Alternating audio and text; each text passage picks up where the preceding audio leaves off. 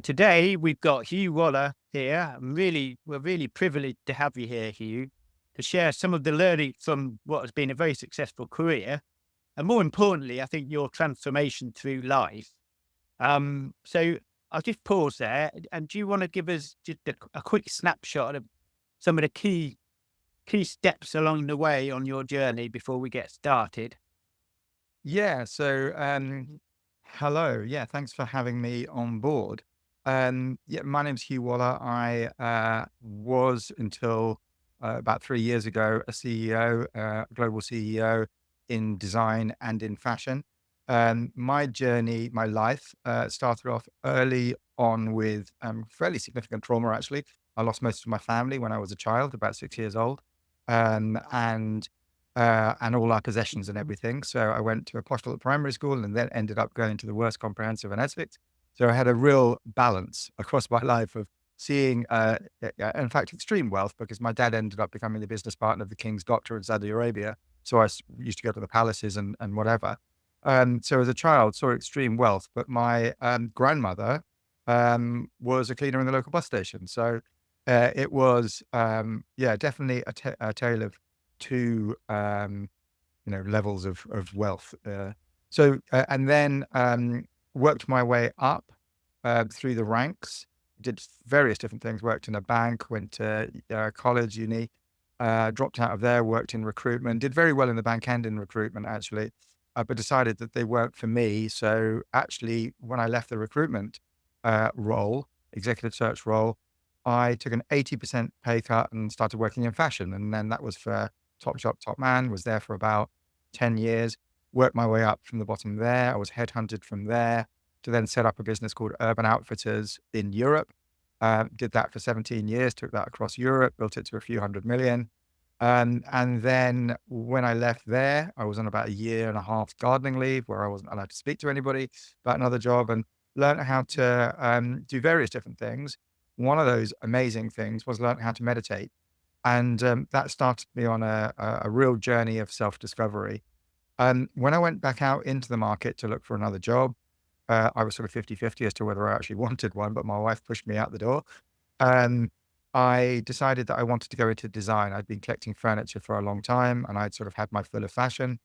And very fortunately for me, what was at the time, and I still believe it was for me, the biggest and best design job in the world came up, which was CEO of the Conran shop to reinvent that brand. And, I'd woken up for about 15 years, every single Saturday morning, knowing that I'd end my afternoon in the Conran shop. So when I first went for lunch with Sir Terence Conran, I did say to him that I was very shaped by my exposure to the Conran shop. And then it's as though I went away and I learned how to do it. And then I was back home again. So yeah, an amazing opportunity. And the same as when I was at Urban Outfitters, where I was given a free rein to do whatever I wanted with the brand in Europe. I was told by the Americans that I could take 10% or 90% of it, as long as it was the essence of Urban Outfitters, which was an incredible privilege, and tailor it to this market and then the various markets across Europe. Likewise, with the Conran shop, I was given completely free rein. So I could tap into any of Terence's insight if I wanted to, but I, in no instance was I given direction or instruction. It was up to me to do what I wanted and to totally reinvent it. And on many occasions, Terence told me that it was the best version of the Conran shop that he'd ever seen. And for those of you that are familiar with the Conran shop, you'll know what this means. But for those of you who aren't, it was Terence Conran founded Habitat, which was transformed the way that we live our lives through design, not just in the UK, but around the world. But also, uh, he revolutionized the restaurant industry in the UK and abroad as well. And a lot of the restaurants that we see nowadays in London and the bigger cities are really down to what Terence did. He designed the interior of Concord. He had an architectural practice. He even introduced the duvet to the UK. So he absolutely transformed the way that we live our lives through design. And the Conran shop was the pinnacle of that. It was the best of everything in one place, but it sort of lost its way. And it went off most people's radars, including my own. So when I came in, I was given a free rein to totally reinvent the brand. Shops in London, Paris, five of them in Japan, and I opened what ended up being, and it still is, the biggest and best design store in the world in Seoul in Korea. And we got to a point, I was there for about 5 years, and then I went to Terence with the chairman and convinced him that it was right for him to accept significant investment into the business to guarantee that on his demise, if he wanted to continue his legacy, we needed that investment because uh, his kids had no interest really in continuing the business. And therefore, we went on a global search, 370 odd companies, high net worth individuals, etc. And I met with about 37 of them, and we ended up selling the business. So I retired from there at the age of 54. Um, I'd had some life coaching at the age of 53 as part of my journey of self discovery. And that had opened up a whole new world for me, completely transformed my worldview of where I was going and the opportunities I had with my life going forward. Whereas I thought I was coasting to retirement, it actually demonstrated to me that I was only really pretty much halfway through my productive working life. And when it came to selling the Conran business and me being pretty close to retirement, I decided that I wanted to jump off that moving train of being a CEO and find something more purposeful and balanced and joyful to do with my life.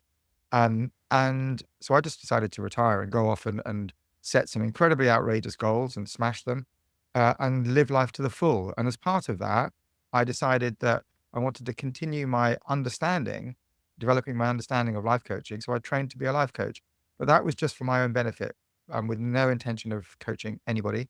But as you're aware, Stuart, when you train to be a life coach, you have to buddy up. And through that buddying up process of working with other trainees, it turned out I was relatively good at facilitating transformations. And it was really joyful doing that as well. So I thought, okay, I'll get my certification, I'll train, and then I'll continue and get my accreditation, which is a certain number of hours. And therefore, you have to work with multiple clients. And I work with most of those for free. And it was just so incredibly rewarding. So I just continued doing it. And then I thought, if I'm going to do it, I may as well do it well. And I also may as well leverage my journey of, a much deeper understanding of how to navigate life challenges, but also of success and also of the meaning and definition of success and why I decided to refocus and reorient my life. And so I started working with CEOs, founders, owners, Yeah. etc., because I've sat in that chair and I'm in a position to do that. So it's been a fantastic journey, and that's pretty much Yeah. how I ended ended being a coach. Well, it's a pretty fantastic journey. You're right. I mean, there's a lot there, isn't there? So, right from the beginning, there's an awful lot to draw on. Just obviously speaking to you before and reading your post and following your journey as a coach. Um, One thing that stands out for me, you talk about connecting to joy, and joy is obviously a key thing. I just wondered, how have you been able to do that? And why is joy such an important part for you? What makes it um, such a prominent feature of the things that you do? What stands out about joy? My view of joy is that it's our innate nature is joyful. And one of the most powerful and life-changing books that I've ever read is called The Art of Happiness by the Dalai Lama. And I've read it a couple of times, but I've also listened to it on Yeah. Audible a few times. And I can sum it up in a single sentence. Essentially, if I told you you could have all the success in the world, all the love in the world, all the money in the world, all the love in the world, all the chocolate in the world, whatever it is that you want, but those Yeah. things make you unhappy, you wouldn't want them. So what Mm. you're actually looking for is happiness. And when you start to explore that, so that was one realization, and that was really quite profound. I also came to it from a slightly different angle, and that was my journey of meditation and self discovery.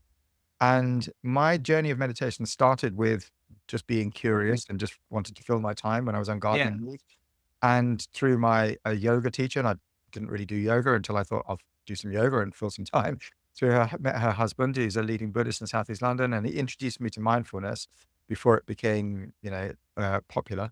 Um, and I found that fantastic. And then I thought I'd learn the origins of that, and I I had private lessons. I did lots of study. And as he'd said to me when he first introduced me to meditation, was there are so many different versions of meditation, and there's so much literature, so much learning. You can just go down whichever route you want to go down, whatever seems to resonate with you, and just Yeah. explore it. It doesn't have to be religious. It doesn't have to be spiritual. It's basically just whatever feels good for you. And so I went on that journey, and that journey took me through mindfulness. It took me through learning Buddhist. I never became a Buddhist, but I learned a lot about it. And it brought me to something called non-duality, which is known as the direct path. And there's something called the cosmic joke, which is that people go on a 20-year spiritual journey seeking enlightenment, but there's no such thing, because what they're actually looking for is right here, right now, and it's just Yeah. consciousness or awareness. And then what you do is when you realize that, I used to meditate for an hour every day, and now I Yeah. very, very rarely meditate, maybe once a month or once every 2 months. And that's really, I treat that like going to a spa or having an internal massage. Right. Whereas before it was quite a chore. Now it's amazing. Um, and really it's just exploring the nature of awareness. So it's just non-duality is there's no subject object. It's just one thing. And it's just being aware of being aware. And you're just curious about it. So where is that awareness and what does it feel like? And when you peel away all the different layers, false layers, Yeah. of different inputs and experiences and narratives that we shape around ourselves through conditioning and through external stimuli, etc. And you realize that you're not your thoughts, you're not your emotions, you're not your feelings, you're not even your body, because every single one of your cells changes throughout your life. So you can't be something that changes. You can't be something that's fleeting, in other words. You can only be something that's constant. And the only thing that's constant is your consciousness and awareness. And when you Yeah. explore that, you go, well, it's if you take away your thoughts and emotions and feelings and all of those things, it's not busy and it's not noisy and it's just vast, it's infinite, it's calm, it's serene, it's I'm not unhappy, it's happy, it's Yeah. joyful. So a very long answer to your question has come round to that word joyful, Yeah. because that's all you're left with. And you can tap into that at any time. And it's incredibly empowering because there's nothing that can touch that. Because tapping into your awareness or consciousness is the same when you're 5 years old as it was when you're 25 years old or 50 years old. And it will be the same when you're 80. So no matter what happens in your life, underneath it all, when you stripped away those layers of the onion, let's say, that aren't really you, all you're You left can with be is joy. joyful. Yeah. And Yeah. so it's Yeah. tapping into that. So once you discover that, it's incredibly empowering. And then you really want to work in service to that and help other people connect to it without being evangelical about it. And so once I discovered that, I realized that there was so much more to life. And really what I was looking for, coming back to the Art of Happiness by the Dalai Lama, was to be happy rather than pleasure, pleasure being fleeting, happiness and joy being a state that you, let's say, cultivate, but in reality, reconnect to, because it's always there. It's about focusing on that and realizing that Yeah. there's so much of that around you right now. You don't have to search for it down You the don't list have to of strive points. for something else. Yeah, it's I not, mean, it's an absence of lack. It's an absence of yeah, lack, yeah. essentially. Just a quick question on that. So, um, you, given your experience as a chief exec and all the success that you've had previously, I just wondered if you'd discovered that earlier on your journey, how that would have made it different. It would have How made it that would, hugely different. If I could advise anybody right now, uh, yeah, on how to be a more effective leader, I would suggest two things. One yeah, is meditation. Absolutely. It's a game changer. It makes you significantly more creative. It makes you significantly more present. It makes you significantly more able to find solutions and tap into your own genius. Absolutely. So meditation is a game changer. quite Um, powerful then. Incredible. It made me a much, much better leader. Yeah, Got to the point where I actually, my cycle ride to the Conran shop when I was working there was 15 minutes. And I actually swapped that for a 45-minute bus journey so I could meditate on the bus on the way to work. well, that's, All the distractions of all the school kids on the bus and everything. yeah, It was such very good. Yeah, because it's not about emptying your mind. It's about recognizing all of the noise and everything, yeah, about being aware of everything.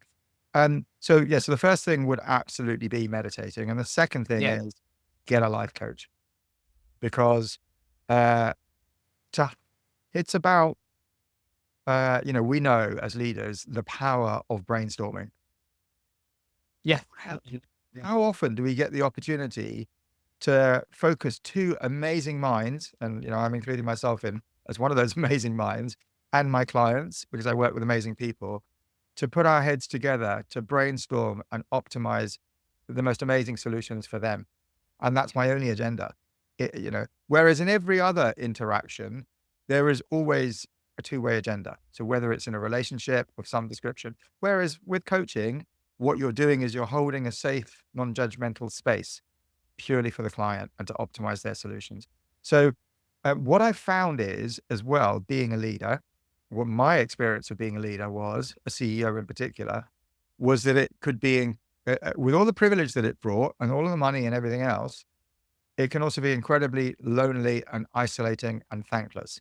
And interestingly, 99% of the CEOs and founders and owners and leaders that I speak to accept that and say the same thing and open up to Yeah. that, and, allow themselves to be vulnerable in the safe space that I create for them.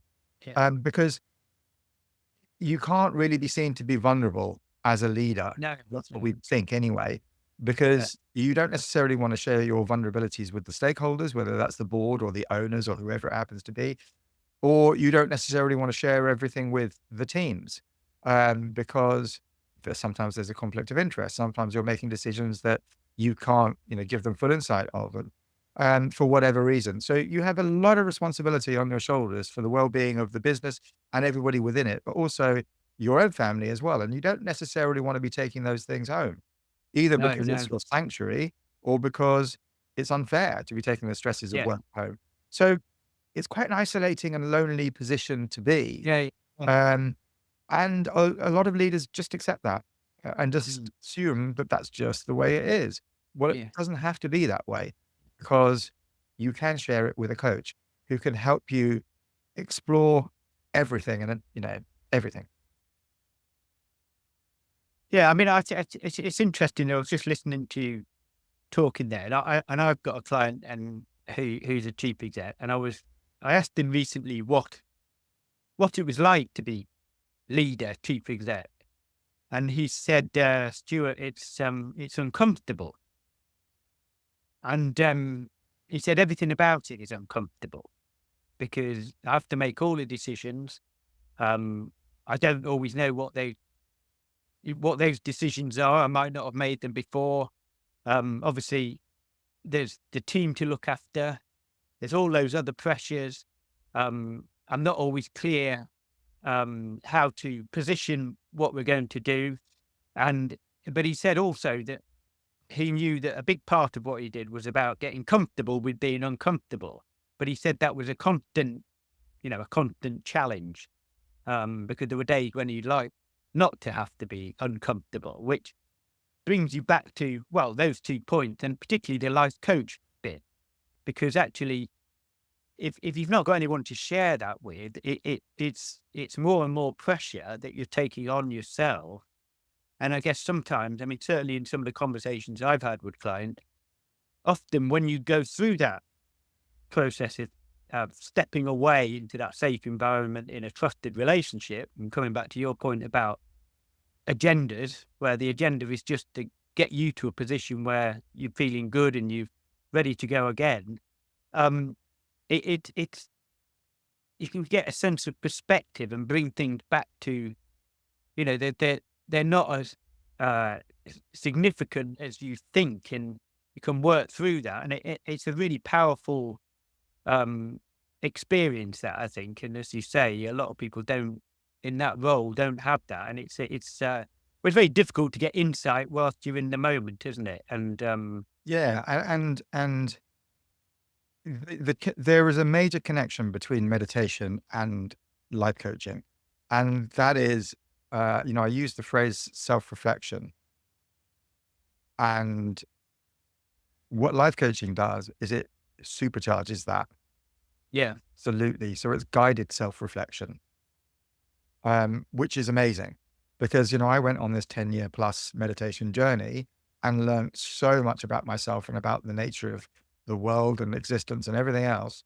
Um, but it didn't take very long working with a life coach for the world to totally open up to me, totally. And, that's how I ended up coming up with, I call them outrageous goals now. I used to call them Yeah. audacious goals.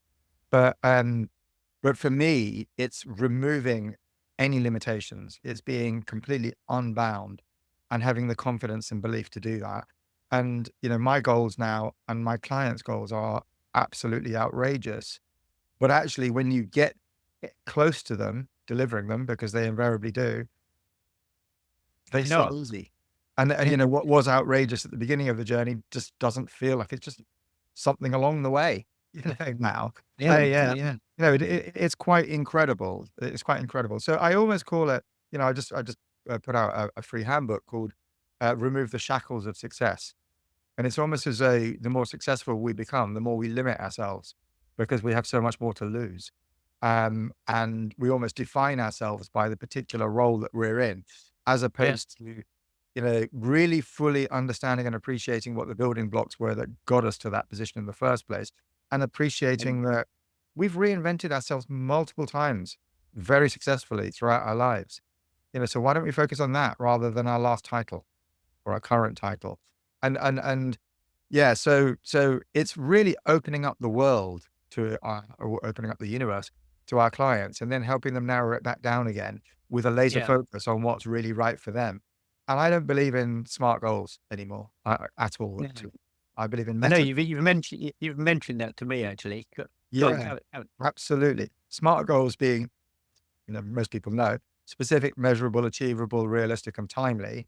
So I'm going to run a 5K in 6 months and do it in 20 minutes and whatever. yeah. And I don't use my Garmin when I run anymore. It's just about, I want to enjoy it and I want to do it consistently and I want to listen to the birds and I want to be present and, I want to just be generally healthy because the only person Yeah. I'm competing with is myself because I'm not going to win the It's Olympics. yourself. Yeah. Yeah. Yeah. And Yeah. you burn the same calories if you run at 6 minutes a kilometer as you do at 5 minutes a kilometer or Yeah. 4 minutes a kilometer. Why kill yourself? Yeah. So just on that, yeah, just give me an example of an outrageous goal. Right, I'm not going to shut up now because you've started me off. Okay, an outrageous goal for me when I set my goals, I set myself 3 goals Yeah. 4 years ago, 5 years ago when I had this life coaching. And the first goal was, um, I decided I didn't want to be a CEO anymore. And it was, if there was 0 chance of failure, what would I do? And that was, I would find something with purpose, balance, and joy as a profession. And I've smashed that because that's what I'm doing now very successfully. The second goal I set myself was I couldn't swim at the age of 53. And a friend of mine Yeah. sent me from island to island in Greece, 5 Yeah. kilometers. So I didn't say, and I tried to learn how to swim many times before, and I used to just sink. Yeah. And at one point, I tried to learn how to swim, and Yeah. I told the instructor that I tried to learn, and I always sank, and she said, "No way." But then when I tried to swim in front of her, she started laughing, and I said, "You can't laugh at me." She's like, "You're not just sinking, you're going backwards, and I've never seen that in my life before." That's how bad I was. I told everybody at the age of 53, set this outrageous goal that after my friend had swum from island to island in Greece, and I was like, I don't want to be another CEO, but just imagine Taverna to Taverna in Greece. So I just told everybody I was going to swim from island to island in Greece, 5 kilometers. And then I parked it. I just set this outrageous goal and then parked it, knowing that I was going to do it at some point in my life. No unrealistic timelines or anything like that.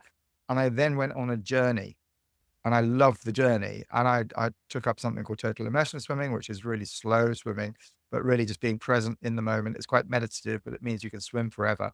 And it took me a couple of years. But, last year I swam 6 kilometers in an estuary down in South Devon. I realized that, I joined up, I didn't want to do triathlons or anything like that. So I joined various Facebook groups, whatever, for wild swimming and slow swimming. And I noticed that nearly all the pictures I liked were of frozen lakes and locks and things. And I hated cold. So then I had to learn how to get into ice water. I now have an ice bath. So I did what's called a Wim Hof course for 7 weeks Yeah. and trained all of that. And then I started jumping in frozen lakes. And then, I'd never done anything like that before, never even hiked or anything. And then I'd go hiking to find a waterfall up in the mountains to jump into frozen.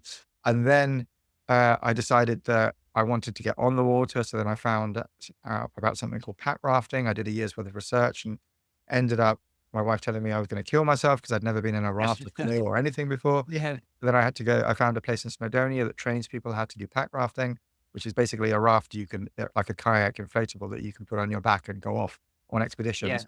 So I did a 4-day course there and worked out how many ways I could kill myself. So freaked myself out and went back again a month later and did 3 days private session lessons. And then went on an expedition with one of the guys I met on the first course in the Lake District. And then went on a full expedition in the Highlands in Scotland, out in the wilderness. Amazing. And that's where I Yeah. got the meta versus smart goal thing from. And it's gone from there. And 3-4 weeks ago, I was sleeping on top of a mountain in the Lake District and sleeping on an island, going on an expedition. I got a camper van because I refused to sleep in a tent. Now I'm Yeah. sleeping in a tent on top of a mountain, digging a hole to poo in. It's It's right. so It's outrageous goals. My outrageous goal was swimming from island to island in Greece. Instead of saying, I'm going to learn how to swim, I've blown that goal out the water. Excuse the pun, completely. Because not only have I smashed that, more than that, I've done much more. taken it so much further because Yeah. that's the Yeah. great. When you step on the path reveals itself. And this path has just revealed itself. I use the analogy of a moving train now with my clients. I jumped off that moving train um, when I was a CEO and decided that I didn't want to be on that anymore. It wasn't heading in the direction that I wanted to go in. The destination didn't feel right. I got onto a different train. And the way I describe that train now, and I started doing this the day before yesterday for some bizarre reason, but it was just felt like a good analogy. And I tell all my clients to just, where do they want to orient their train? And somebody I said on Tuesday, I said to them, look, you're at the station. You can choose which train you get on. It's about orienting in a particular direction, but not setting a specific goal. It's about, because you don't know, that might be, We do. Yeah. Yeah. tiny, the goal that, by the time you get to it, and things will change. So the way I describe that train journey for me now, in fact, I'll wind back just a little bit. I know I'm conscious of time, but when I was a CEO and working my way up to becoming a CEO, I used to visualize my career and my journey as me being, and this is sad actually, me being in a speedboat heading towards a desert island, and heading towards me from all sides were terrorists in speedboats, and there were mines in the water, there were ships on fire, and I was navigating, maneuvering my way around it to head to this desert island. Yeah. It was survival. That's how I felt almost about being a CEO. Yeah. It's really sad. And the number of CEOs I say that to, and they go, "That's how I feel." It's crazy. Yeah. My life now, the train that I'm on now, and I used this for the first time yesterday with a client in LA, actually. Then I thought, do you know this? And he did. I said, it's like I'm on the Orient Express. The train is the Orient Express, and it's going somewhere beautiful because the Orient Express will be going somewhere beautiful. We'll be going somewhere nice. But Yeah. I'm enjoying the journey. I'm having a beautiful meal. I'm looking out the window. It's lovely surroundings. And there are stations along the way that I can get off at if I want to. You could get off if you want to. Yeah. And I can experience it. And maybe that can change where I want to go and the direction of the Yeah. train or whatever. But I'm doing it because I'm connected to the journey and I'm loving the journey. I know that it's pointing in the right direction because I've done the work and I know what it is that I'm looking for. So I know the train's going in the right direction, but I'm 100% present at all times and loving it. And therefore, I've won. That's the definition of success. Yeah. It's a very powerful lesson, that, isn't it? Yeah. All the things that you've mentioned there are so important. And if I think about some of the clients I work with, and I think where we start, so the first conversation we have, and I say, so what is it that you're either, wrestling with, or where would you like to get to? Anyway, we get a brief, and then we start working together. And then if we sort of step back 6 months down the line and look at where we are, it's so different to where we started. And often that vision that they had is like you say, a bit, the story that you shared, it's gone, it's we've moved away from it so much, and we're on Yeah. and the journey's so different, and also they're so much happier, they're so much more Because you've comfortable. removed the shackles, the Yeah. limiting beliefs. So the Yeah. shackles of success or whatever it is that's created those limiting Yeah. ambitions. So for me, it's not even audacious anymore. It's outrageous. And, maybe it's even ridiculous. Whatever it is that really makes you think outside the box. Because I don't believe in, because there can be a tendency to assume that that means manifestation, and it doesn't. Because I don't believe in manifestation. What I believe in is cognitive bias. And that is, if I told you to look out for red cars, you'll see them all over the place, but you may not have noticed any yesterday. But if you can visualize the perfect goal, the perfect solution, the perfect life, whatever it is, the chances are you'll identify the opportunities that are going to help you get there Keep that it are together. already Yeah. around you, but you just don't notice at the moment because you don't know what you're looking for and you're not Yeah. open to it. So, and I see that with my clients all the time. I've got a client that came to me about 5 months ago now, and his goal was a design business, and he wanted to move with his partner and his daughter to Ibiza and set up, live the dream life in Ibiza. He's moving in about 3 weeks' time to Ibiza. It's happened. We've reshaped his business for him completely, going really, really well, and they're embarking on their dream life. I've got another client who, um, I won't say the type nature of the business because it might give away some clues, but you know, part of a family business was really uh, felt a massive weight of obligation between her and her siblings and the family, um, and was going to get a third of the business, and now is getting 60% of the business. It's literally giving her millions, millions. He's getting as a return on this, because she's gone from obligation to ownership to being world class and viewing it very, very differently. And therefore, even her siblings want her to have the business because she's done That's such a money. great Yeah. job, She's going to, as opposed to, and she's delegating most stuff now. She's not even doing it yeah, herself. Whereas before she didn't have a PA, she didn't have a ops director or anything because she wanted to be seen to be doing it. She felt like she had to be, and she was had kept to be. small. Yeah. Now she's opened up. I've got another client who, in one session, we tripled her bottom line from 300, doubled her bottom line from 300 to 600,000 within 15 minutes on her P&L because it was just quite easy to do. And I'm helping her scale and then sell her business. And it's, What was the differentiator there then? Was that about her, how she saw it, or was that about a definite action that she took? it was definite action, but it was identifying those three key things that she could do, because this is more a mentoring side rather than coaching, because that's Excellent. my business acumen. I looked at her P&L and L and immediately spotted three gaps and An said, if you opportunity. do that one, and that one, that will give you, because if she had 300,000 on the bottom line, and I said, that will give you 100, that will give you 100, and that will give you 100. Not in 6 months time, like right now, do it Right right now, now. yeah. And she did it. And it was a lack of belief. So, it's not even, it's recognizing what other people are, what your clients are great at, and amplifying that for them. Yeah. So I'm not giving them their answers. I'm helping them believe in their answers. And often we know the answers, don't we? Yeah. I mean, again, That's I all think right. a client of mine, he had a vision for, he's got a financial services business, and he wanted to get the business to a place where basically it could run itself. He could step away, go on a year's sabbatical with his wife, um, but be confident that the business was in safe hands. He had a capable team. It was going to continue growing.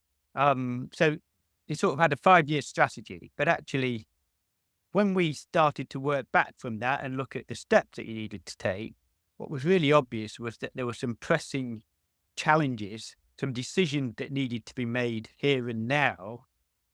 And he knew those, but he just didn't want to face them. So Yeah. he kept looking long term at these big things to avoid the really pressing Yeah. decisions that needed to be made.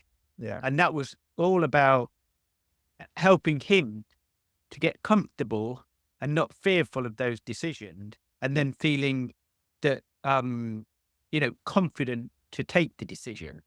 Yeah. And that was a very, and actually, if you look back at his career, a lot of some of the challenges that have come out of it, you could strip back to moving, avoiding the decision that you needed to take, or But there's clarity and thinking, confidence.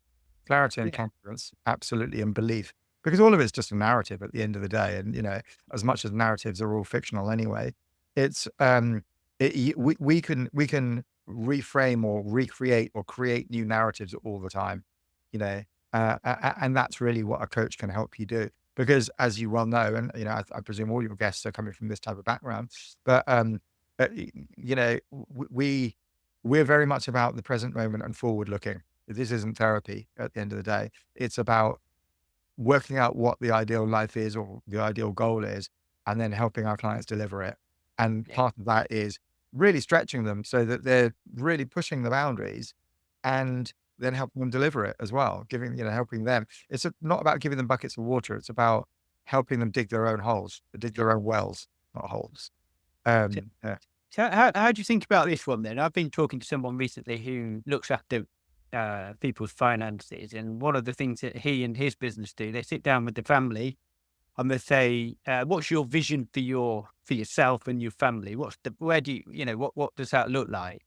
And then they work out the cost, as in what do you need in order to fulfill that? And what he finds in the work that he does with his clients, and this is quite big chunks of money, if you like, is that it helps to guide their decisions. So rather than, in some cases, um, that feeling that you have to keep moving forward and take on more and acquire more and earn more money and all of those sorts of things, you realize that actually you're in a good position to realize that future vision, and you're a little bit more in control of the um the decisions and actions that you take today, which might be slightly different to what you're alluding to, but essentially can help to get you to the same position. I just wondered what you thought about that, whether that was something that you endorsed or talked through with your clients at all. And pausing um, to work out how to answer that question succinctly. Um, the reason is that I think that that's a totally valid exercise, and it's an exercise that I've had done for myself. Yeah, Absolutely. Um, uh, but all it does is just inform uh, a current scenario almost, yeah, because what we do as coaches is go deeper than that, because it's almost an assumption that when you're doing that is extrapolating out from where you currently are, what you can still afford to do based on what you've got or what you're going to be yeah, earning. But what we do is work deeper than that and try and work out what it is. We help the clients work out what it is they really want yeah, and what are the and building blocks, what are the pillars for that. And, coming back to myself, for example, it's very easy to be very successful financially and be on this moving train and become addicted to it, and addicted to success, addicted to money, addicted to possessions, addicted to whatever. And therefore it's, self-fueling. You need more of it. It's, golden handcuffs. And therefore you can extrapolate that out and go, yeah, well, I can continue buying houses. I continue buying cars. I can continue doing whatever if I continue to earn this amount of money. But at some point you've got to go, what is it that I really want? What is it that I'm really looking for? And for me, I had this realization that I'm looking for happiness. And yeah, actually, happiness doesn't necessarily come with a material possession. In fact, rarely does. So therefore, I don't necessarily need what I thought I needed. And therefore, what is it that I want to try and secure for my future? yeah, It's not necessarily money. Yeah. Um, and it's not an end goal, it's a journey. Now, that's yeah, not to say that we can't be outrageous in our ambition around material return. Absolutely not. Because I've already mentioned that I've got clients that got returns of millions doing very well. as a Yeah, result yeah, of, yeah, of the coaching, because I absolutely respect that. I earn a very good amount of money from coaching, and I'm going to be yeah, earning significantly for it. More. I came into it with no intention of earning any money because I didn't really need it, because I yeah, have a decent amount of money already. But that's not the point. The point is to underpin it with the right motivation, so that when you get there to the pointy end of the pyramid, whatever it happens to be, you're not left disappointed because it's not giving you what you expected. So rather than just modeling and extrapolating out what you can afford, is understanding why yeah. is really important. And I guess also, and you've touched on this a lot, it's about you don't always know, do you? You could lose it It's all a anyway. journey. Yeah, I mean, you're right. I mean, it's a journey that we go I on, lost it all as a and there's child. I going to be mentioned that before. we lost everything as a family. We lost family as well as possessions and everything. And that was just overnight. There was a fire in our Yeah. house when I was 6. And, it can go overnight. It can go within the blink of an eye. So, it's a very stoic thing that, Yeah. you almost, meditate on loss, but it's not in a negative way. It's just to show an appreciation of what you currently have, you know? But really, you shouldn't be coming from a position of lack, Yeah. because then it's a void that you're constantly trying to fill with something else. You've got to be really, in order to be happy, you've got to be comfortable being present. Being yourself. Yeah. I mean, just on that, that sort of, well, not sort of, that trauma that you had, how's that fed into your approach, or your the way that you've dealt with life as it's come? Yeah, I'd say that, I mean, I lost my childhood completely from the age of 6 onwards. Um, my mother died when I was 6, and I disowned my father in my early teens, and my older brother committed suicide. So I was just left with a twin brother. That was it. So all Yeah. decimated, um, and all the possessions and everything as well. So what it initially did is it made me grow up very, very quickly. It made me Yeah. very independent. Um, Yeah. it also made me incredibly kamikaze, because life was just almost worthless, so Yeah. I'd always put myself out there.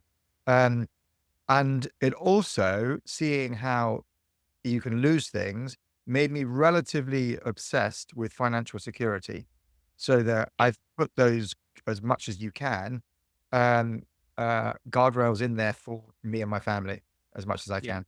Um, and I wanted to deliver a certain level of success in my life because I'd seen extreme wealth and I'd seen not having wealth and whatever. So I don't want to be a billionaire. I don't even want to be a multi millionaire, but I want to be comfortable. I want to have a certain level of comfort, and I don't want to drop below that. And therefore, I but I also realized that whatever I did, I always said all the way up to becoming a CEO, that I'd rather work in a bar if I wasn't enjoying what I was doing. And I absolutely meant that, so I had to enjoy what I was doing all the way through. And when it got to the point where I felt I had too many responsibilities, and actually it felt like more of a handicap than, Yeah. less joyful, um, I wanted to give it up. Absolutely. Because I was no longer getting the joy from that. Um, so yeah, that's what it's done, is it basically meant that, um, I probably had a need to succeed for multiple reasons. Yeah. I'm also mixed race as well. So that was a major factor growing up in Essex, especially going to the Yeah. worst comprehensive in Essex, full of skinheads and racists and whatever else. So I always had an imposter syndrome, and, but that was actually fine. I mean, it's worked out brilliantly for me because as a result of everything that's happened to me, I'm able to mix with people at any level, whether it's I Mm. go for curries with my local shopkeepers, but also I've worked for 4 or 5 different billionaires. And I've seen multiple really instances of dysfunction in those families. So I don't want that. Yeah. I want to be happy. You know, so that's how. Yeah. Yeah. So you're able to connect to people of all types and all Absolutely, backgrounds, which again is a very it's all powerful human strength to have. connection. It's just having a Yeah. human connection. I don't care. I'm not impressed by wealth. And I guess for you in your role as coach, that's a big one, isn't it? Because, I come to you as a client, I'm in my, I've got my scenario, my situation, and straight away you're in a position of, the experience in the background, the journey that you've been on, you can put that into context. Might not be the same experience that you've had, but you're able to relate to it. And subsequently, the guidance that you provide can really add value aside of being the coach, I think. Certainly, Yeah, I mean, it, absolutely, and I've overcome lots of things. I mean, when I was on my way up through the ranks, I had, at times, panic attacks. I had a yeah, touch of alopecia. I had a touch of well, quite bad actually at one point, psoriasis, all through stress that I didn't even know I had because I was just yeah, living life at a mile a minute, or 100 miles a minute actually.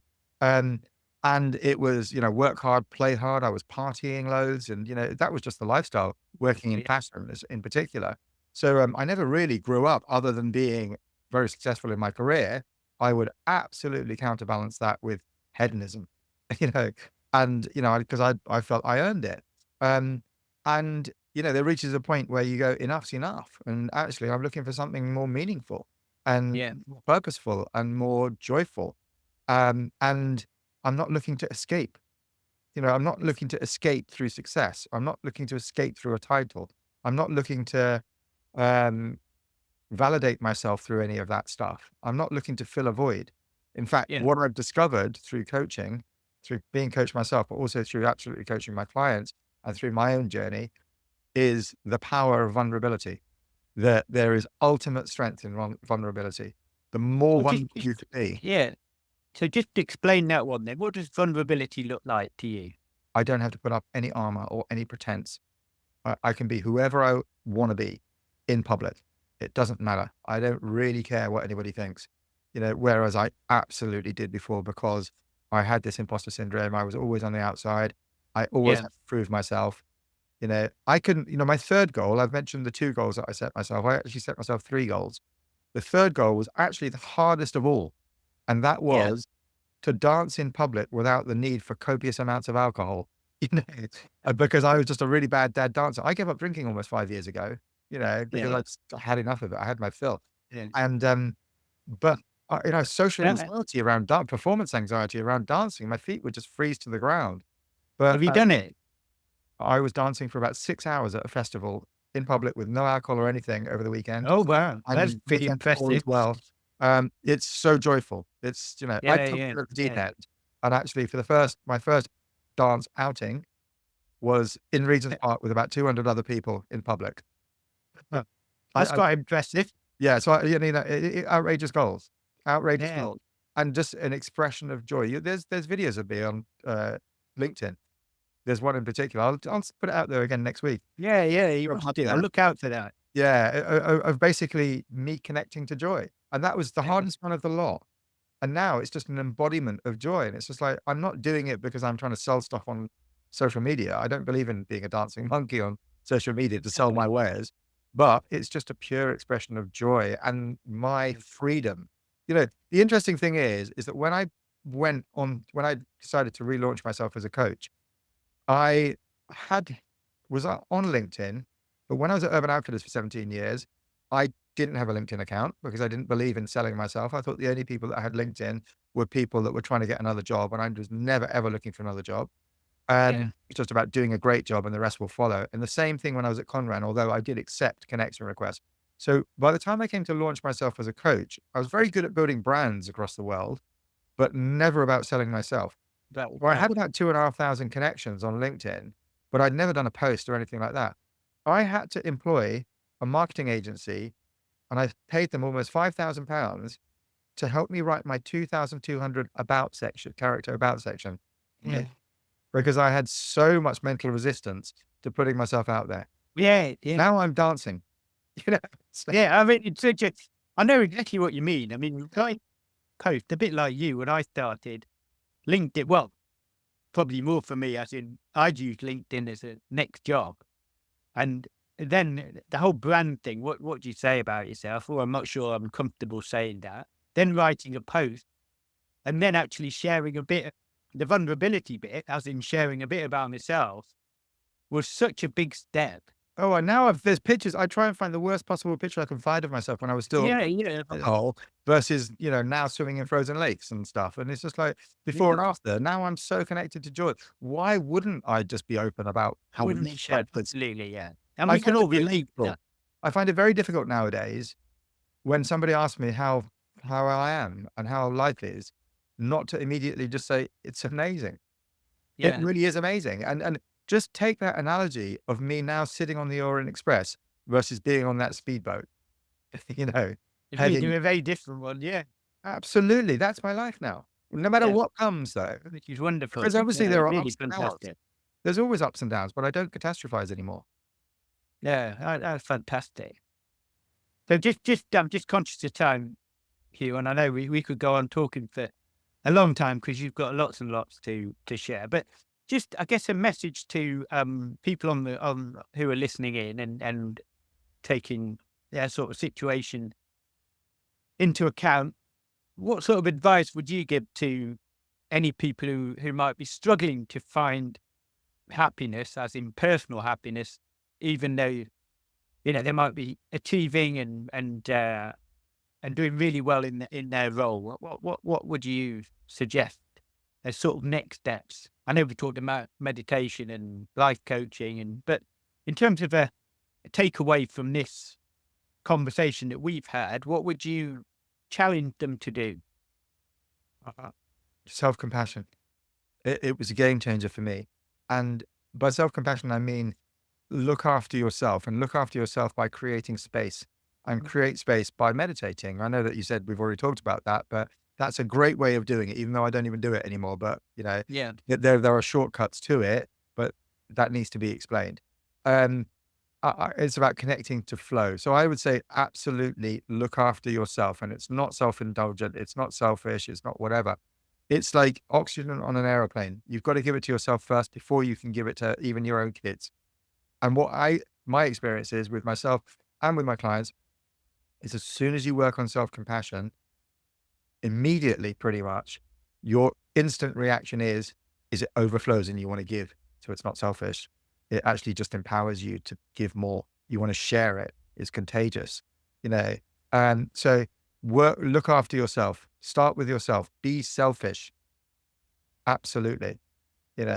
Because the more selfish than you are, the more you'll have to share. so I guess for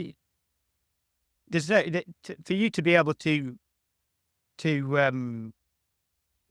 a good job and to look after everyone else, you've got to be in the best place, But just and no think, one else is going to. airplane and the oxygen. Well, how can you help somebody if you're dead? Well, absolutely. Can't breathe. At the end of the day, it's the same thing. It's just a simple analogy, but it's so true. The stronger you are yourself, the more you have to offer, and the more you What you've want got to to give. offer. Yeah. I see it all the time that it immediately overflows and you want to give immediately. It's our Yeah. natural state is wanting to share.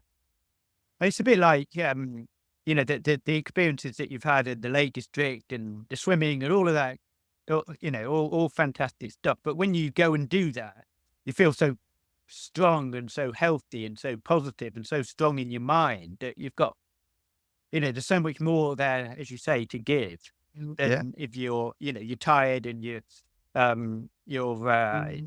stretched and under pressure. The difference is massive, and I guess it's about finding those things that light that bulb and enable you to be in that place and make sure that you factor them into your life. absolutely. Absolutely. But, meditation and itself, it'll optimize your life, and optimizing your life will optimize the life of everyone that surrounds you. That's a really important point. Yeah, It's not just for you. It's if it's you're for joyful everybody from else. a place of joy, everybody that surrounds you will be touched by that. Yeah. Right. Well, just last point, and I know we've talked about this a lot, but I'll ask the question again. Biggest value that a coach can bring in a few words, Hugh. Uh, Biggest value is to remove limitations Remove limitations. and give That's clarity pretty. and confidence. Wow, that's quite a strong one, isn't it? Those things are very, very powerful. Okay. That's wonderful. I don't know anything else from you that you'd like to. No, it's been fantastic. Thank you very much. I Yeah, appreciate you yeah. having me on, and good luck with No, it's this. been wonderful. Yeah, it's been wonderful to talk to you, Hugh, and yeah, it's fantastic. A lot of insight there for all of us to take away. Certainly, a few things for me to go away and think about and build into my life. So, yeah, thanks ever so much for sharing your time and insight with us all. And I'll just say, just to everybody else on the call, if you'd like to subscribe to the podcast, we've got some really some other great guests coming on. So book in and listen to those insights. Also, if you'd like to connect with Hugh, I'll check out the links in the description below, and I'm sure you can reach out to Hugh and pick up with him. Equally, if there's anything that you'd like to talk to with me on the back of today, then equally get in touch with me, and I'll be delighted to have a chat with you. But thanks ever so much for joining, listening, and thanks again to you, Hugh. So take care, and we'll speak again soon. Thanks Thanks, ever so Stuart. much. It's been a pleasure. Thanks, Stuart. Thank you for tuning in to this episode of the Leadership and Lead podcast. I hope you found value in today's conversation and are inspired to take action on your own journey. To dive deeper, I invite you to complete the Leadership Self-Assessment. This is a powerful tool designed to help you gain insight into your strengths, identify areas for growth, and take the next step in your personal and professional development. You can access the assessment directly by scanning the QR code on the screen or visiting stellacoach.co.uk/self-assessment. And don't forget to follow our guests. You'll find their contact information below to learn more about their work and insights. And of course, if you enjoyed this episode, be sure to subscribe to the Leadership and Lead podcast for more inspiring conversation. And I'll look forward to seeing you in the next episode as we continue to unleash your potential.